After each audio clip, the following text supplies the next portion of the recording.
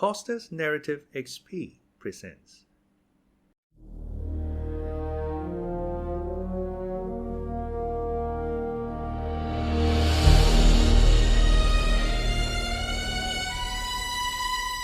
The Count of Monte Cristo by Alexandre Dumas.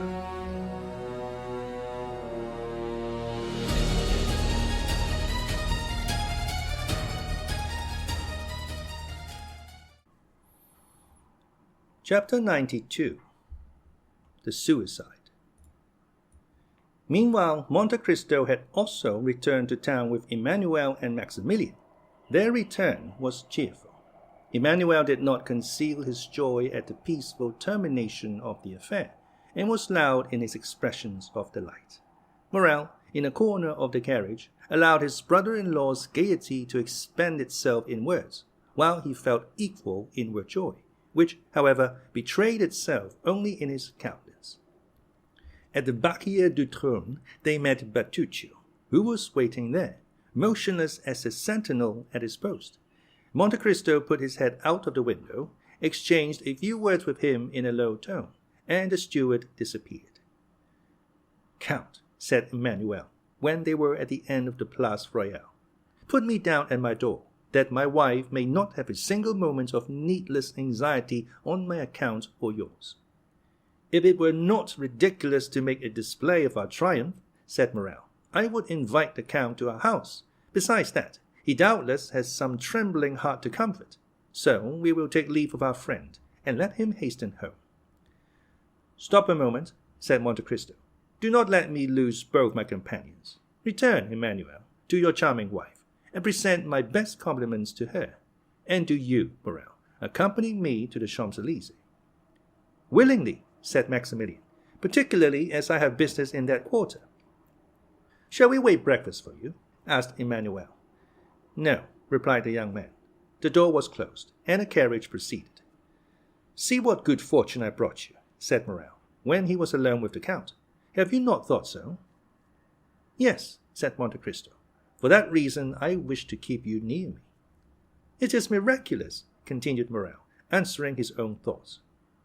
"What?" said Monte Cristo. "What has just happened?" "Yes," said the Count, "you are right. It is miraculous." "For Albert is brave," resumed Morrel. "Very brave," said Monte Cristo. "I have seen him sleep with a sword suspended over his head." "And I know he has fought 2 duels," said Morrel. "How can you reconcile that with his conduct this morning?" "All owing to your influence," replied Monte Cristo, smiling. "It is well for Albert he is not in the army," said Morrel. "Why?" "An apology on the ground," said the young captain, shaking his head. "Come," said the Count mildly, "do not entertain the prejudices of ordinary men, Morrel. Acknowledge that if Albert is brave, he cannot be a coward. He must then have had some reason for acting as he did this morning, and confess that his conduct is more heroic than otherwise." Doubtless," said Morrel. "But I shall say, like the Spaniard, he has not been so brave today as he was yesterday." "You will breakfast with me, will you not, Morrel?" said the Count, to turn the conversation. "No, I must leave you at 10 o'clock. "Your engagement was for breakfast, then?" said the Count. Morrel smiled and shook his head. "Still, you must breakfast somewhere." "But if I am not hungry?" said the young man. "Oh," said the Count, "I only know 2 things which destroy the appetite: grief, and as I am happy to see you very cheerful, it is not that, and love. Now, after what you told me this morning of your heart, I may believe—" "Well, Count," replied Morrel gaily, "I will not dispute it." "But you will not make me your confidant, Maximilien," said the Count, in a tone which showed how gladly he would have been admitted to the secret. "I showed you this morning that I had a heart, did I not, Count?" Monte Cristo only answered by extending his hand to the young man. "Well," continued the latter, "since that heart is no longer with you in the Bois de Vincennes, it is elsewhere, and I must go and find it." "Go," said the Count deliberately. "Go, dear friend, but promise me if you meet with any obstacle to remember that I have some power in this world, that I am happy to use that power in the behalf of those I love, and that I love you, Morrel." I will remember it, said the young man, as selfish children recollect their parents when they want their aid. When I need your assistance, and a moment arrives, I will come to you, Count. Well, I rely upon your promise. Goodbye, then. Goodbye, till we meet again. They had arrived in the Champs-Élysées. Monte Cristo opened the carriage door. Morrel sprang out on the pavement. Bertuccio was waiting on the steps. Morrel disappeared down the Avenue de Marigny, and Monte Cristo hastened to join Bertuccio. Well, asked he. She's going to leave her house, said the steward. And her son, Florentin, his valet, thinks he's going to do the same. Come this way. Monte Cristo took Bertuccio into his study, wrote the letter they have seen, and gave it to the steward. Go, said he quickly. But first, let Haydée be informed that I have returned. Here I am, said the young girl, who at the sound of the carriage had run downstairs, and whose face was radiant with joy at seeing the Count return safely. Bertuccio left. Every transport of her daughter finding a father, all the delight of a mistress seeing an adored lover, were felt by Haydée during the first moments of this meeting, which she had so eagerly expected. Doubtless, although less evident, Monte Cristo's joy was not less intense. Joy to hearts which have suffered long is like the dew on the ground after a long drought. Both the heart and the ground absorb that beneficent moisture falling on them, and nothing is outwardly apparent. Monte Cristo was beginning to think, what he had not for a long time dared to believe, that there were two Mercédès in the world, and he might yet be happy.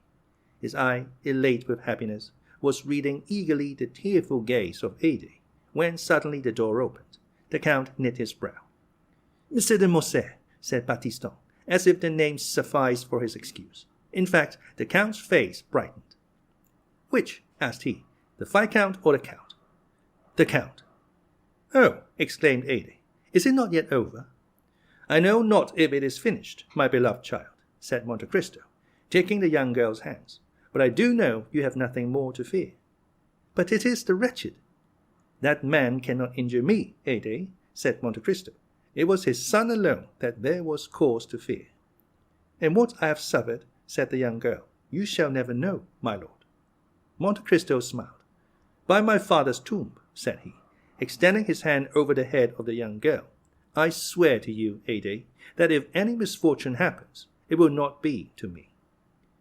I believe you, my lord, as implicitly as if God had spoken to me, said the young girl, presenting her forehead to him.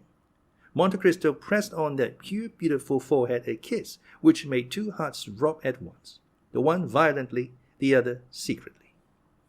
Oh, murmured the Count, should I then be permitted to love again? Asked Monsieur de Morcerf into the drawing-room, said he to Baptistin, while he led the beautiful Greek girl to a private staircase. We must explain this visit, which, although expected by Monte Cristo, is unexpected to our readers. While Mercédès, as we have said, was making a similar inventory of her property to Albert, while she was arranging her jewels, shutting her drawers, collecting her keys, to leave everything in perfect order, she did not perceive a pale and sinister face at a glass door which threw light into the passage, from which everything could be both seen and heard. He who was thus looking, without being heard or seen, probably heard and saw all that passed in Madame de Morcerf's apartments. From that glass door the pale-faced man went to the Count's bedroom and raised with a constricted hand the curtain of a window overlooking the courtyard. He remained there 10 minutes, motionless and dumb, listening to the beating of his own heart. For him those 10 minutes were very long. It was then Albert, returning from his meeting with the Count, perceived his father watching for his arrival behind a curtain, and turned aside. The Count's eye expanded.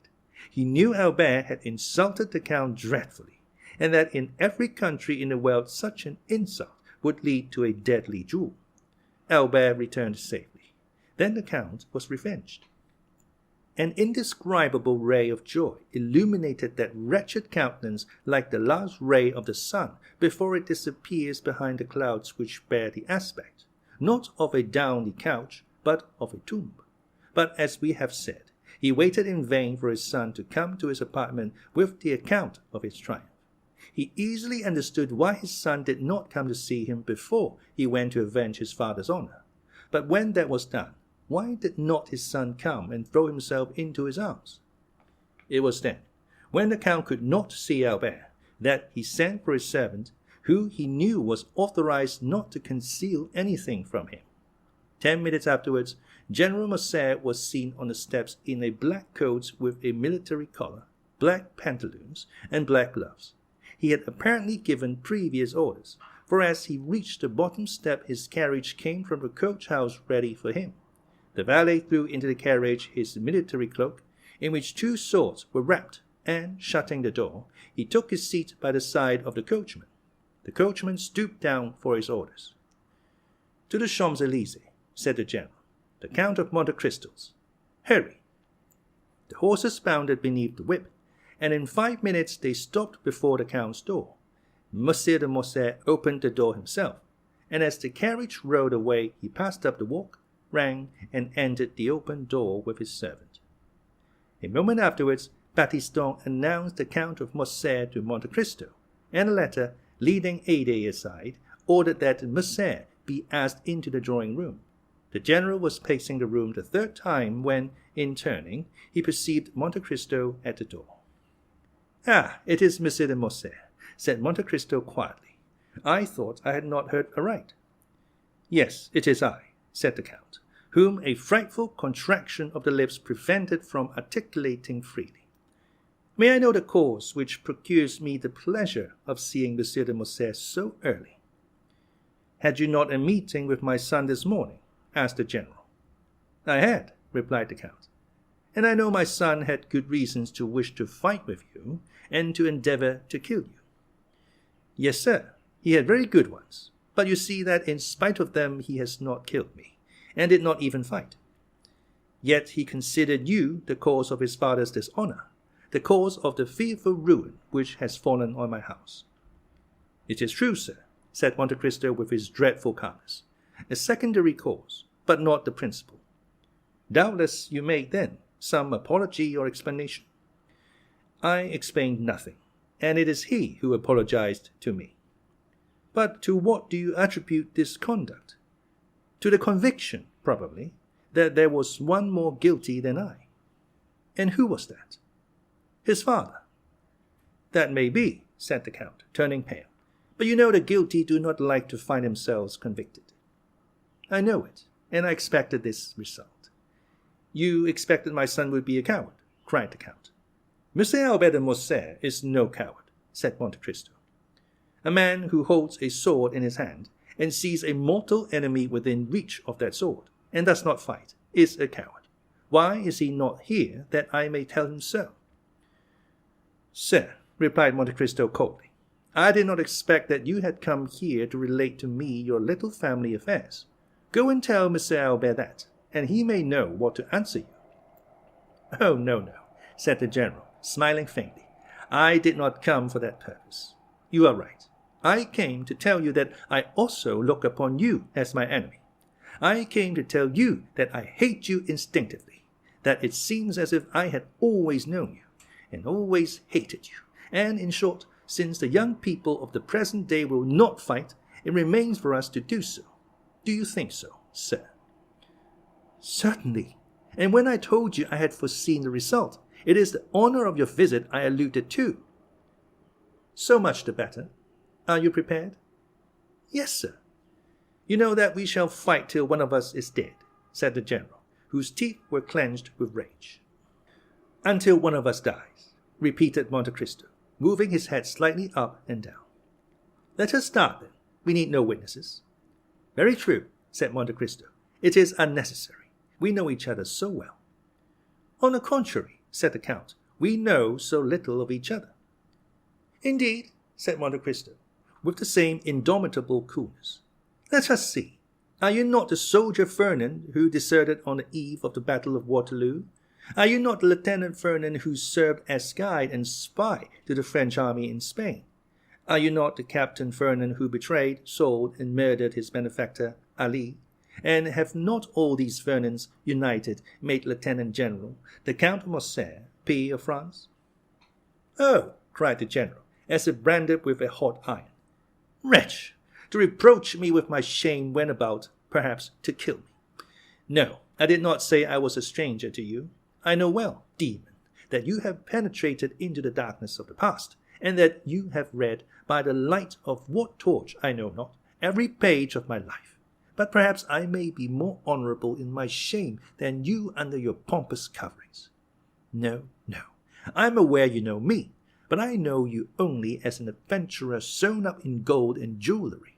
You call yourself in Paris the Count of Monte Cristo, in Italy Sinbad the Sailor, in Malta I forget what. But it is your real name I want to know, in the midst of your 100 names, that I may pronounce it when we meet to fight, at the moment when I plunge my sword through your heart. The Count of Monte Cristo turned dreadfully pale. His eyes seemed to burn with a devouring fire. He leaped towards a dressing-room near his bedroom, and in less than a moment, tearing off his cravat, his coat and waistcoat, he put on a sailor's jacket and hat, from beneath which rolled his long black hair. He returned thus, formidable and implacable, advancing with his arms crossed on his breast towards the general, who could not understand why he had disappeared, but who on seeing him again, and feeling his teeth chatter and his legs sink under him, drew back, and only stopped when he found a table to support his clenched hand. Ferdinand, cried he, of my 100 names I need only tell you one, to overwhelm you. But you guess it now, do you not? Or rather, you remember it. For, notwithstanding all my sorrows and my tortures, I show you today a face which the happiness of revenge makes young again, a face you must often have seen in your dreams since your marriage with Mercédès, my betrothed. The general, with his head thrown back, hands extended, gaze fixed, looked silently at this dreadful apparition.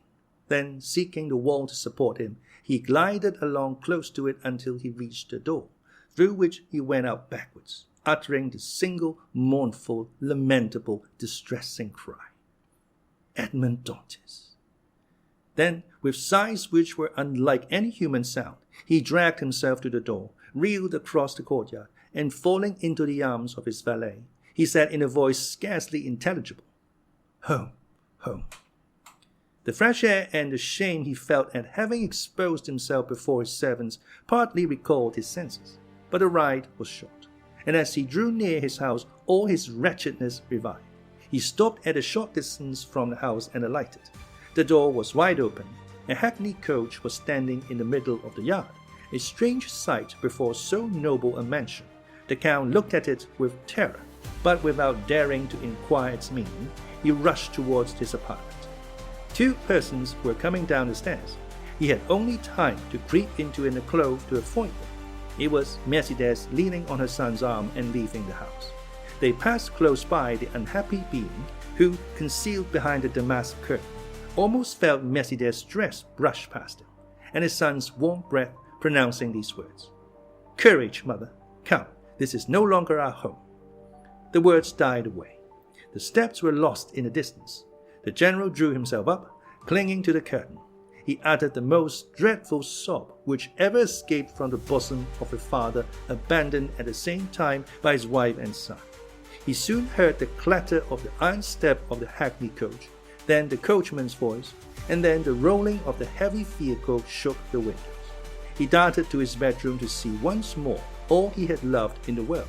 But the hackney coach drove on, and the head of neither Mercédès nor her son appeared at the window to take a last look at the house or the deserted father and husband. And at the very moment when the wheels of that coach crossed the gateway, a report was heard, and a thick smoke escaped through one of the panes of the window, which was broken by the explosion.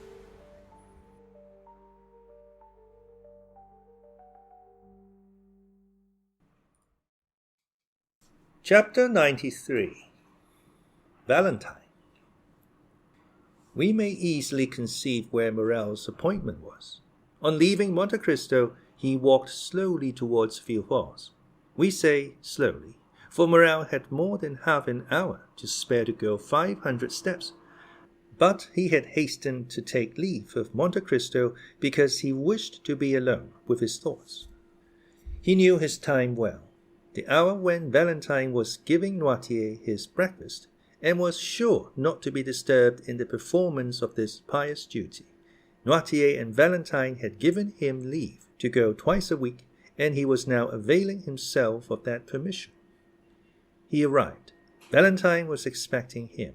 Uneasy and almost crazed, she seized his hand and led him to her grandfather. This uneasiness, amounting almost to frenzy, arose from the report Morcerf's adventure had made in the world, for the affair at the opera was generally known. No one at Villefort doubted that a duel would ensue from it. Valentine, with her woman's instinct, guessed that Morrel would be Monte Cristo's second, and from the young man's well-known courage and his great affection for the Count, she feared that he would not content himself with the passive part assigned to him. We may easily understand how eagerly the particulars were asked for, given, and received, and Morrel could read an indescribable joy in the eyes of his beloved, when she knew that the termination of this affair was as happy as it was unexpected. "Now," said Valentine, motioning to Morrel to sit down near her grandfather while she took her seat on his footstool, "now let us talk about our own affairs. You know, Maximilien, Grandpapa once thought of leaving this house, and taking an apartment away from Mr. de Villefort's." "Yes," said Maximilien, "I recollect the project, of which I highly approved." "Well," said Valentine, "you may approve again, for Grandpapa is again thinking of it." "Bravo," said Maximilien. "And do you know," said Valentine, "what reason Grandpapa gives for leaving this house?" Noirtier looked at Valentine to impose silence, but she did not notice him. Her looks, her eyes, her smile were all for Morrel. "Oh, whatever may be Mr. Noirtier's reason," answered Morrel, "I can readily believe it to be a good one." "An excellent one," said Valentine. "He pretends the air of the Faubourg Saint-Honoré is not good for me." "Indeed," said Morrel, "in that Monsieur Noirtier may be right. You have not seemed to be well for the last fortnight." "Not very," said Valentine, "and Grandpapa has become my physician, and I have the greatest confidence in him, because he knows everything." "Do you then really suffer?" asked Morrel quickly. "Oh, it must not be called suffering. I feel a general uneasiness, that is all. I have lost my appetite, and my stomach feels as if it were struggling to get accustomed to something." Noirtier did not lose a word of what Valentine said. "And what treatment do you adopt for this singular complaint?" "A very simple one," said Valentine. "I swallow every morning a spoonful of the mixture prepared for my grandfather. When I say 1 spoonful, I began by 1.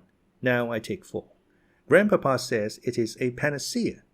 Valentine smiled, but it was evident that she suffered.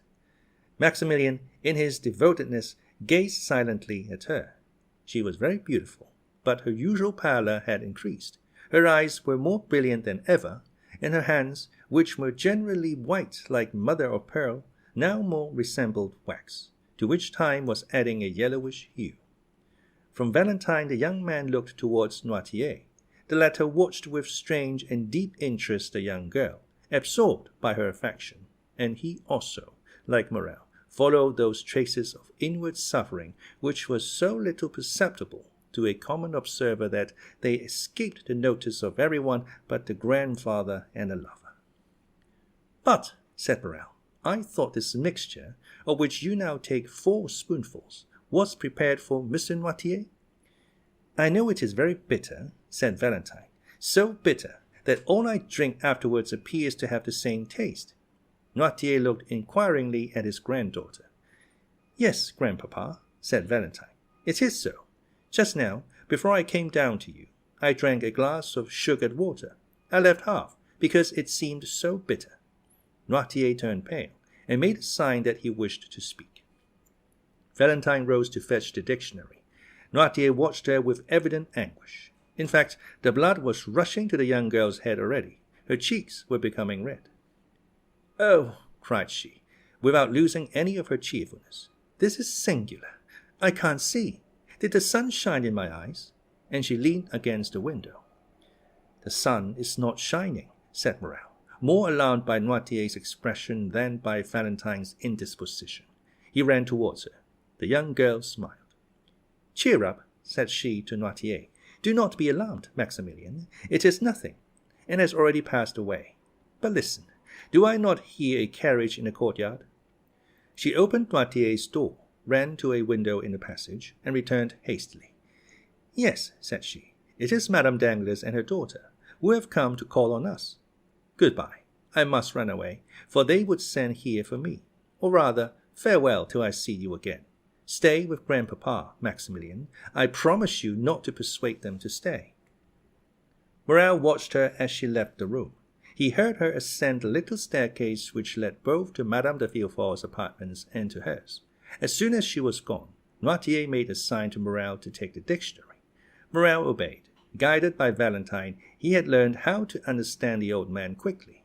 Accustomed, however, as he was to the work, he had to repeat most of the letters of the alphabet and to find every word in the dictionary, so that it was 10 minutes before the thought of the old man was translated by these words. "Fetch the glass of water and the decanter from Valentine's room." Morrel rang immediately for the servant who had taken Barrois's situation, and in Noirtier's name gave that order.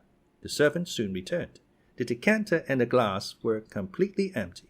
Noirtier made a sign that he wished to speak. "Why are the glass and decanter empty?" asked he. "Valentine said she only drank half the glassful." The translation of this new question occupied another 5 minutes. "I do not know," said the servant, "but the housemaid is in Mademoiselle Valentine's room. Perhaps she has emptied them." "Ask her," said Morrel, translating Noirtier's thoughts this time by his look. The servant went out, but returned almost immediately. "Mademoiselle Valentine passed through the room to go to Madame de Villefort's," said he, "and in passing, as she was thirsty, she drank what remained in the glass. As for the decanter, Master Edward had emptied that to make a pond for his ducks." Noirtier raised his eyes to heaven, as a gambler does who stakes his all on one stroke. From that moment the old man's eyes were fixed on the door, and did not quit it. It was indeed Madame Danglars and her daughter whom Valentine had seen. They had been ushered into Madame de Villefort's room, who had said she would receive them there. That is why Valentine passed through her room, which was on the level with Valentine's, and only separated from it by Edward's. The two ladies entered the drawing-room with that sort of official stiffness which preludes a formal communication. Among worldly people, manner is contagious. Madame de Villefort received them with equal solemnity.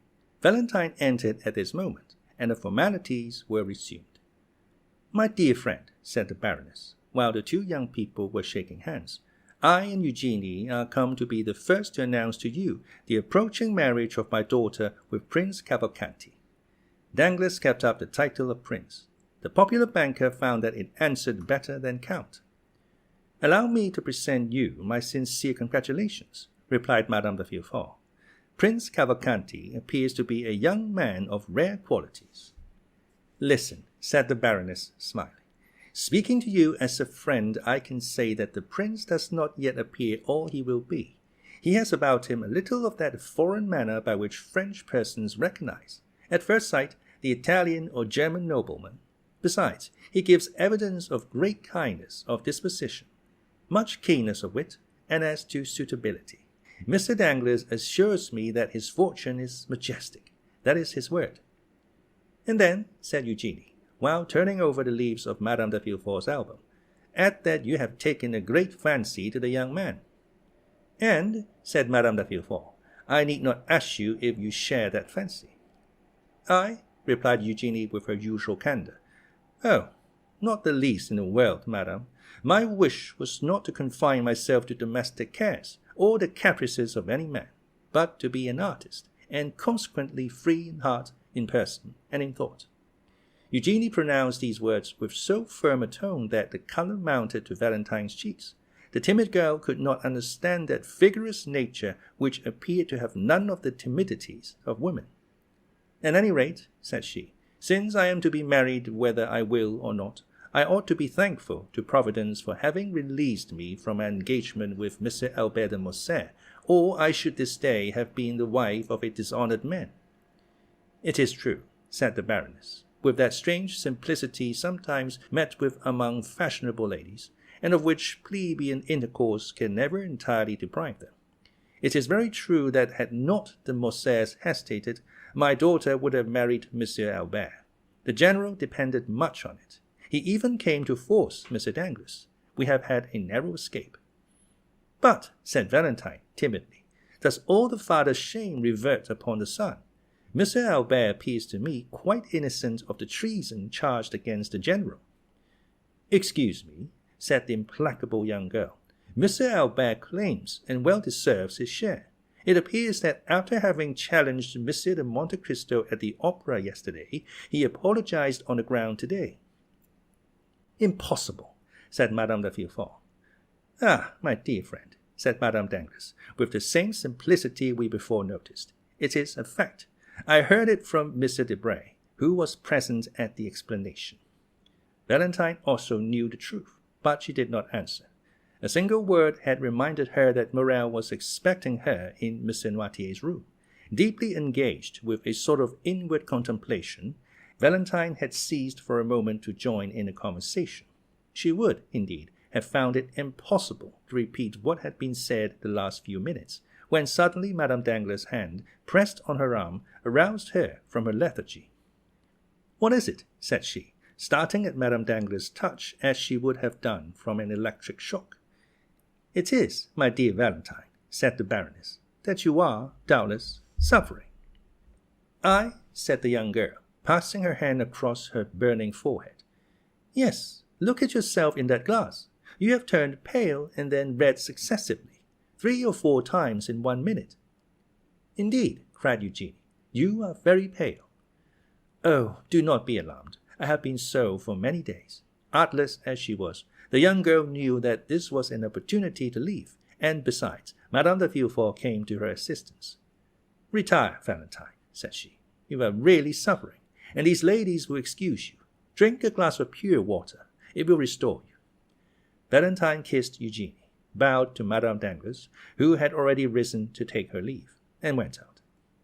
"That poor child," said Madame de Villefort when Valentine was gone.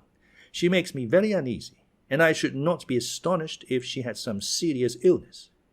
Meanwhile, Valentine, in a sort of excitement which she could not quite understand, had crossed Edward's room without noticing some trick of the child, and through her own had reached the little staircase. She was within 3 steps of the bottom. She already heard Morrel's voice, when suddenly a cloud passed over her eyes. Her stiffened foot missed the step. Her hands had no power to hold the baluster, and falling against the wall, she lost her balance wholly and toppled to the floor. Morrel bounded to the door, opened it, and found Valentine stretched out at the bottom of the stairs. Quick as a flash, he raised her in his arms and placed her in a chair. Valentine opened her eyes. "Oh, what a clumsy thing I am," said she with feverish volubility. "I don't know my way. I forgot there were 3 more steps before the landing." "You have hurt yourself, perhaps," said Morrel. "What can I do for you, Valentine?" Valentine looked around her. She saw the deepest terror depicted in Noirtier's eyes. "Don't worry, dear grandpapa," said she, endeavoring to smile. "It is nothing. It is nothing. I was giddy, that is all." "Another attack of giddiness," said Morrel, clasping his hands. "Oh, attend to it, Valentine, I entreat you." "But no," said Valentine. "No, I tell you it is all past, and it was nothing. Now, let me tell you some news. Eugenie is to be married in a week, and in 3 days there is to be a grand feast, a betrothal festival.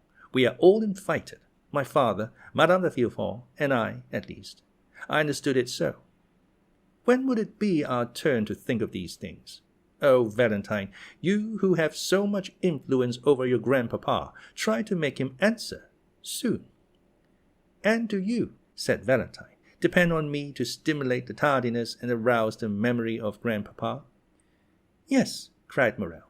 "Make haste. So long as you are not mine, Valentine, I shall always think I may lose you." "Oh," replied Valentine with a convulsive movement. "Oh, indeed, Maximilien, you are too timid for an officer, for a soldier who, they say, never knows fear. Ha ha!" She burst into a forced and melancholy laugh. Her arms stiffened and twisted. Her head fell back on her chair, and she remained motionless. The cry of terror which was stopped on Noirtier's lips seemed to start from his eyes. Morrel understood. He knew he must call assistance. The young man rang the bell violently. The housemaid who had been in Mademoiselle Valentine's room and the servant who had replaced Barrois ran in at the same moment. Valentine was so pale, so cold, so inanimate that without listening to what was said to them, they were seized with the fear which pervaded that house, and they flew into the passage crying for help.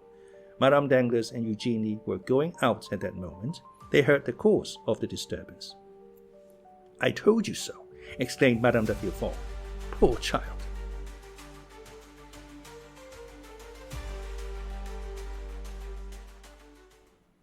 Chapter 94. Maximilien's Avowal. At the same moment, M. de Villefort's voice was heard calling from his study. "What is the matter?" Morrel looked at Noirtier, who had recovered his self-command, and with a glance indicated the closet where once before, under somewhat similar circumstances, he had taken refuge. He had only time to get his hat and throw himself breathless into the closet when the procureur's footstep was heard in the passage. Villefort sprang into the room, ran to Valentine, and took her in his arms. "A physician! A physician! Mr. d'Avrigny," cried Villefort, "or rather I will go for him myself." He flew from the apartment, and Morrel at the same moment started out at the other door. He had been struck to the heart by a frightful recollection. The conversation he had heard between the doctor and Villefort the night of Madame de Saint-Méran's death recurred to him. These symptoms, to a less alarming extent, were the same which had preceded the death of Barrois. At the same time, Monte Cristo's voice seemed to resound in his ear with the words he had heard only 2 hours before. "Whatever you want, Morrel, come to me. I have great power." More rapidly than thought, he darted down the Rue Matignon, and thence to the Avenue des Champs-Élysées. Meanwhile, M. de Villefort arrived in a hired cabriolet at M. d'Avrigny's door. He rang so violently that the porter was alarmed. Villefort ran upstairs without saying a word. The porter knew him, and let him pass, only calling to him, "In his study, Monsieur Procureur, in his study." Villefort pushed, or rather forced, the door open. "Ah," said the doctor, "is it you?" "Yes," said Villefort, closing the door after him. "It is I, who am come in my turn to ask you if we are quite alone. Doctor, my house is accursed." "What?" said the latter with apparent coolness, but with deep emotion. "Have you another invalid?" "Yes, doctor," cried Villefort, clutching his hair. "Yes." D'Avrigny's look implied, "I told you it would be so." Then he slowly uttered these words. "Who is now dying in your house? What new victim is going to accuse you of weakness before God?" A mournful sob burst from Villefort's heart. He approached the doctor, and seizing his arm. "Valentine," said he, "it is Valentine's turn." "Your daughter!" cried d'Avrigny with grief and surprise. "You see, you were deceived," murmured the magistrate. "Come and see her, and on her bed of agony entreat her pardon for having suspected her." "Each time you have applied to me," said the doctor, "it has been too late. Still, I will go. But let us make haste, sir. With the enemies you have to do with, there is no time to be lost." "Oh, this time, doctor, you shall not have to reproach me with weakness. This time I will know the assassin, and will pursue him." "Let us try first to save the victim before we think of revenging her," said d'Avrigny. "Come." The same cabriolet which had brought Villefort took them back at full speed, and at this moment Morrel rapped at Monte Cristo's door. The Count was in his study and was reading with an angry look something which Bertuccio had brought in haste. Hearing the name of Morrel, who had left him only 2 hours before, the Count raised his head, arose, and sprang to meet him. "What is the matter, Maximilien?" asked he. "You are pale, and the perspiration rolls from your forehead." Morrel fell into a chair. "Yes," said he, "I came quickly. I wanted to speak to you." "Are all your family well?" asked the Count, with an affectionate benevolence, whose sincerity no one could for a moment doubt. "Thank you, Count, thank you," said the young man, evidently embarrassed how to begin the conversation. "Yes, everyone in my family is well." "So much the better. Yet you have something to tell me," replied the Count with increased anxiety. Yes, said Morrel, it is true. I have but now left the house where death has just entered, to run to you. Are you then come from Monsieur de Morcerf's? Asked Monte Cristo. No, said Morrel. Is someone dead in his house? The general has just blown his brains out, replied Monte Cristo with great coolness. Oh, what a dreadful event, cried Maximilien. Not for the Countess or for Albert, said Monte Cristo. A dead father or husband is better than a dishonored one. Blood washes out shame. Poor Countess, said Maximilien. I pity her very much. She is so noble a woman. Pity Albert also, Maximilien, for believe me, he is the worthy son of the Countess. But let us return to yourself. You have hastened to me. Can I have the happiness of being useful to you? Yes, I need your help. That is, I thought like a madman that you could lend me your assistance in a case where God alone can succor me. Tell me what it is, replied Monte Cristo. Oh, said Morrel, I know not, indeed, if I may reveal the secret to mortal ears, but fatality impels me, necessity constrains me. Count, Morrel hesitated. Do you think I love you? Said Monte Cristo, taking the young man's hand affectionately in his. Oh, you encourage me, and something tells me there, placing his hand on his heart, that I ought to have no secret from you.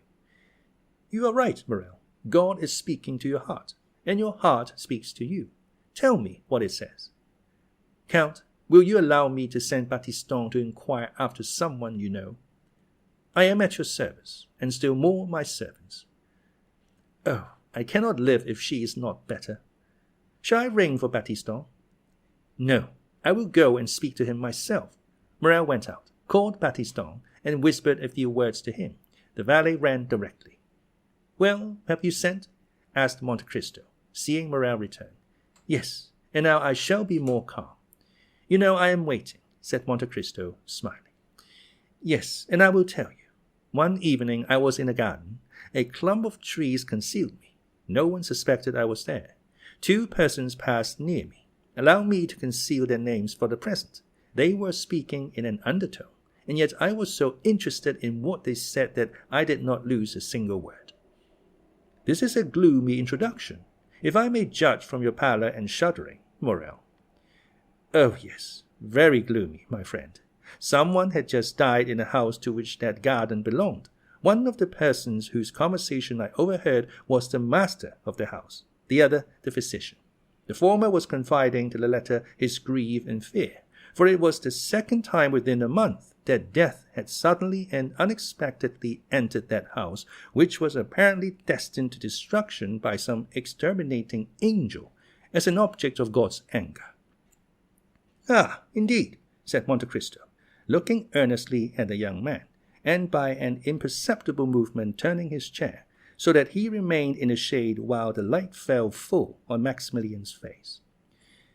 Yes, continued Morrel, death had entered that house twice within 1 month. And what did the doctor answer? Asked Monte Cristo. He replied that the death was not a natural one, and must be attributed. To what? To poison. Indeed, said Monte Cristo with a slight cough, which in moments of extreme emotion helped him to disguise a blush, or his pallor, or the intense interest with which he listened. Indeed, Maximilien, did you hear that? Yes, my dear Count, I heard it. And the doctor added that if another death occurred in a similar way, he must appeal to justice. Monte Cristo listened, or appeared to do so, with the greatest calmness. Well, said Maximilien, death came a 3rd time, and neither the master of the house nor the doctor said a word. Death is now, perhaps, striking a 4th blow. Count, what am I bound to do, being in possession of the secret? My dear friend, said Monte Cristo, you appear to be relating an adventure which we all know by heart. I know the house where you heard it, or one very similar to it. A house with a garden, a master, a physician, and where there have been 3 unexpected and sudden deaths. Well, I have not intercepted your confidence, and yet I know all that as well as you, and I have no conscientious scruples. No, it does not concern me. You say an exterminating angel appears to have devoted that housed God's anger. Well, who says your supposition is not reality? Do not notice things which those whose interest it is to see them pass over. If it is God's justice, instead of his anger, which is walking through that house, Maximilien, turn away your face, and let his justice accomplish its purpose. Morrel shuddered. There was something mournful, solemn, and terrible in the Count's manner. Besides, continued he, in so changed a tone that no one would have supposed it was the same person speaking. Besides, who says that it will begin again? It has returned, Count, exclaimed Morrel. That is why I hastened to you. Well, what do you wish me to do? Do you wish me, for instance, to give information to the procureur? Monte Cristo uttered the last words with so much meaning that Morrel, starting up, cried out, You know of whom I speak, Count, do you not? Perfectly well, my good friend, and I will prove it to you by putting the dots to the I, or rather by naming the persons. You were walking one evening in Monsieur de Villefort's garden. From what you relate, I suppose it to have been the evening of Madame de Saint-Méron's death. You heard Monsieur de Villefort talking to Mr. d'Avrigny about the death of Mr. de Saint-Méron, and that no less surprising, of the Countess. Mr. d'Avrigny said he believed they both proceeded from poison. And you, honest man, have ever since been asking your heart and sounding your conscience to know if you ought to expose or conceal the secret. We are no longer in the Middle Ages. There is no longer a Feingericht or free tribunals. What do you want to ask these people? Conscience, what hast thou to do with me? As Sterne said. My dear fellow, let them sleep on, if they are asleep. Let them grow pale in their drowsiness, if they are disposed to do so, and pray do you remain in peace, who have no remorse to disturb you. Deep grief was depicted on Morrel's features. He seized Monte Cristo's hand. But it is beginning again, I say. Well, said the Count, astonished at his perseverance, which he could not understand, and looking still more earnestly at Maximilien. Let it begin again. It is like the house of the Atreides. God has condemned them, and they must submit to their punishment. They will all disappear, like the fabrics children build with cards, and which fall, one by one, under the breath of the builder, even if there are 200 of them. 3 months since it was Monsieur de Saint-Méron, Madame de Saint-Méron 2 months since. The other day it was Barrois, today the old Noirtier or young Valentine. You knew it, cried Morrel, in such a paroxysm of terror that Monte Cristo started, he whom the falling heavens would have found unmoved. You knew it, and said nothing. And what is it to me? Replied Monte Cristo, shrugging his shoulders. Do I know those people, and must I lose the one to save the other? Faith, no, for between the culprit and the victim I have no choice. But I, cried Morrel, groaning with sorrow, I love her. You love? Whom? Cried Monte Cristo, starting to his feet, and seizing the 2 hands which Morrel was raising towards heaven. I love most fondly. I love madly. I love as a man who would give his life-blood to spare her a tear. I love Valentine de Villefort, who is being murdered at this moment. Do you understand me? I love her, and I ask God and you how I can save her. Monte Cristo uttered a cry which those only can conceive who have heard the roar of a wounded lion. Unhappy man, cried he, wringing his hands in his turn. You love Valentine, that daughter of an accursed race. Never had Morrel witnessed such an expression. Never had so terrible an eye flashed before his face. Never had the genius of terror he had so often seen, either on the battlefield or in the murderous nights of Algeria, shaken around him more dreadful fire. He drew back terrified. As for Monte Cristo, after this apparition he closed his eyes as if dazzled by internal light. In a moment he restrained himself so powerfully that the tempestuous heaving of his breast subsided, as turbulent and foaming waves yield to the sun's genial influence when the cloud has passed. This silence, self-control, and struggle lasted about 20 seconds. Then the Count raised his pallid face. See, said he, my dear friend, how God punishes the most thoughtless and unfeeling men for their indifference, by presenting dreadful scenes to their view. I, who was looking on, an eager and curious spectator, I, who was watching the working of this mournful tragedy, I, who like a wicked angel was laughing at the evil men committed protected by secrecy. I am in my turn bitten by the serpent whose tortuous course I was watching, and bitten to the heart. Morrel groaned. Come, continued the Count. Complaints are unavailing. Be a man, be strong, be full of hope, for I am here and will watch over you. Morrel shook his head sorrowfully. I tell you to hope. Do you understand me? Cried Monte Cristo. Remember that I never uttered a falsehood and am never deceived. It is 12 o'clock, Maximilien. Thank heaven that you came at noon rather than in the evening, or tomorrow morning. Listen, Morrel, it is noon. If Valentine is not now dead, she will not die. How so? Cried Morrel. When I left her dying.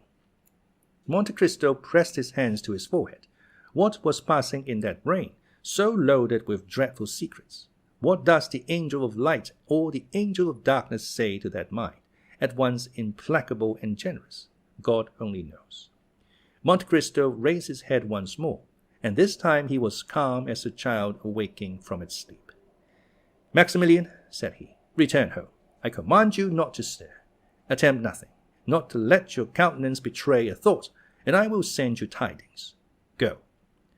Oh, Count, you overwhelm me with that coolness. Have you, then, power against death? Are you superhuman? Are you an angel? And a young man who had never shrunk from danger shrank before Monte Cristo with indescribable terror. But Monte Cristo looked at him with so melancholy and sweet a smile that Maximilien felt the tears filling his eyes. I can do much for you, my friend, replied the Count. Go, I must be alone. Morrel, subdued by the extraordinary ascendancy Monte Cristo exercised over everything around him, did not endeavor to resist it. He pressed the Count's hand and left. He stopped one moment at the door for Baptistin, whom he saw in the Rue Matignon, and who was running. Meanwhile, Villefort and D'Avrigny had made all possible haste. Valentine had not revived from her fainting fit on their arrival, and the doctor examined the invalid with all the care the circumstances demanded, and with an interest which the knowledge of the secret intensified twofold. Villefort, closely watching his countenance and his lips, awaited the result of the examination. Noirtier, paler than even the young girl, more eager than Villefort for the decision, was watching also intently and affectionately.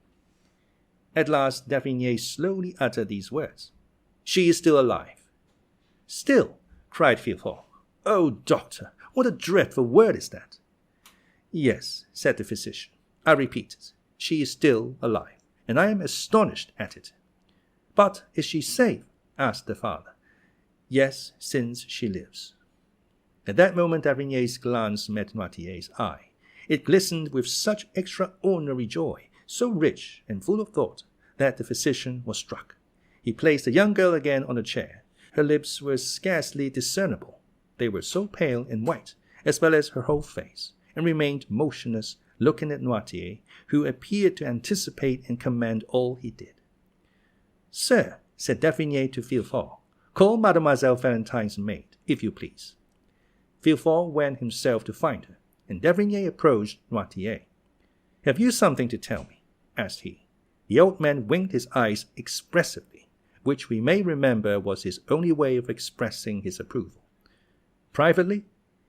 Yes. Well, I will remain with you. At this moment Villefort returned, followed by the lady's maid, and after her came Madame de Villefort. What is the matter, then, with this dear child?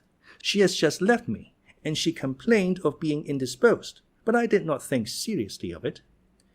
The young woman, with tears in her eyes and every mark of affection of a true mother, approached Valentine and took her hand. D'Avrigny continued to look at Noirtier. He saw the eyes of the old man dilate and become round. His cheeks turned pale and tremble.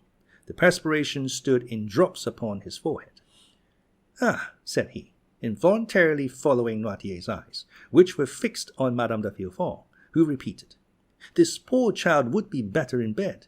Come, Fanny, we will put her to bed. Mr. D'Avrigny, who saw that would be a means of his remaining alone with Noirtier, expressed his opinion that it was the best thing that could be done, but he forbade that anything should be given to her except what he ordered. They carried Valentine away. She had revived, but could scarcely move or speak, so shaken was her frame by the attack. She had, however, just power to give one parting look to her grandfather, who in losing her seemed to be resigning his very soul.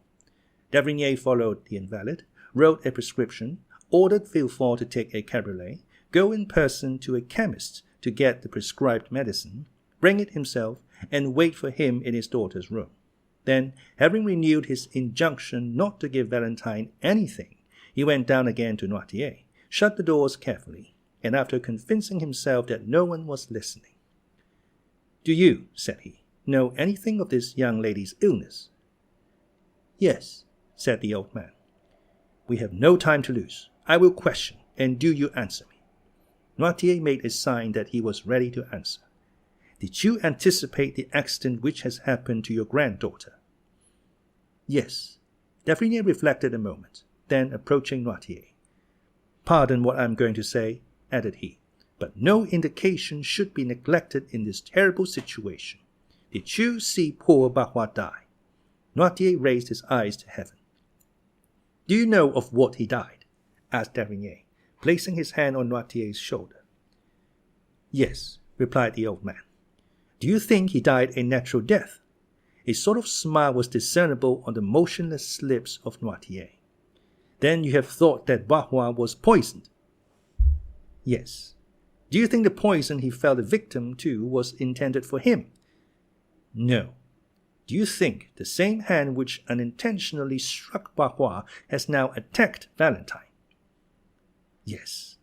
"Then will she die too?" asked d'Avrigny, fixing his penetrating gaze on Noirtier. He watched the effect of this question on the old man. "No," replied he with an air of triumph which would have puzzled the most clever diviner. "Then you hope?" said d'Avrigny, with surprise. "Yes." "What do you hope?" The old man made him understand with his eyes that he could not answer.